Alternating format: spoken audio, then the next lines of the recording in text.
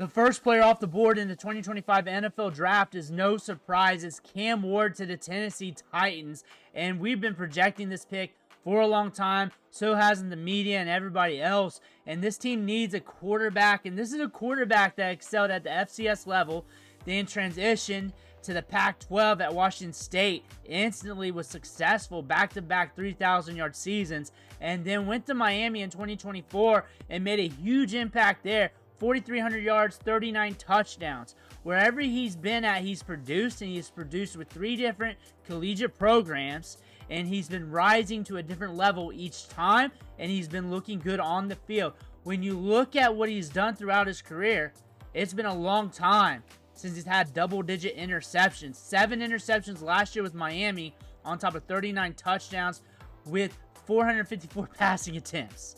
The year prior at Washington State, 7 interceptions as well, 485 passing attempts. This guy's good with the rock. He's good with the football. He can also play off script very well. When I'm a Titans fan, I'm looking at this depth chart. This is like a move you got to make, or you're stuck with Will Levis. Maybe in the early second round, a quarterback is there. But when you compare Cam Ward to the other quarterbacks, he's on a different tier. You're looking at a quarterback here that has potential to be a starter for a long time, that has a lot of upside to his game. He's accurate all over the field. He's poised. He's got good maturity to him. He's very, very stoic. He's got a good stoic presence in the media. And overall, this team needed a quarterback. It's Will Levis, Brandon Allen, Tim Boyle. This team needed a quarterback, and this is it. There's other players on the board that I like, of course, but you guys needed a quarterback. You're looking at wide receiver.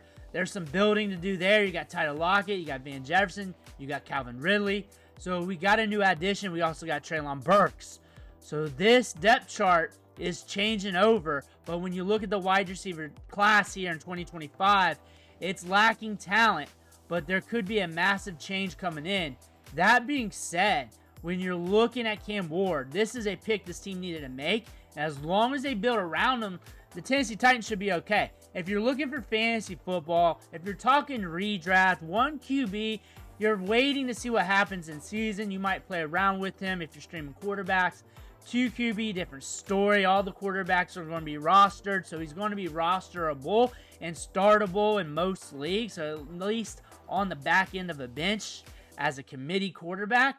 When you're looking at Dynasty, you're only looking at Superflex, really, and in 1 QB, you're just playing the board, but in Superflex 2 QB and Dynasty, he's up there with the top players, and it's really how you value Superflex, because Ashton Genty is the 101 is locked in.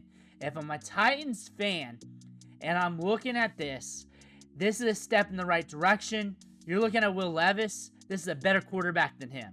Will Levis is going to have to take a back seat. Will Levis is not as good as a passer as Cam Ward coming out. Never has been, never will be. Will Levis is just going to be on the outs. He even might get moved during the draft. When I'm looking at Cam Ward, though, I'm looking at a very productive passer who can go from team to team to team, transition quickly, develop rapidly with this team. So you're going to have a rookie here that might make an impact year 1. However, you got to build around him.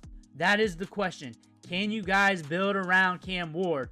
Cam Ward's got a ton of upside here. He's drafted as the first player off the board. You're going to utilize him early. When you look at that depth chart, there's no way Will Levis is going to beat him out. This is an upgrade at the quarterback position. You get that.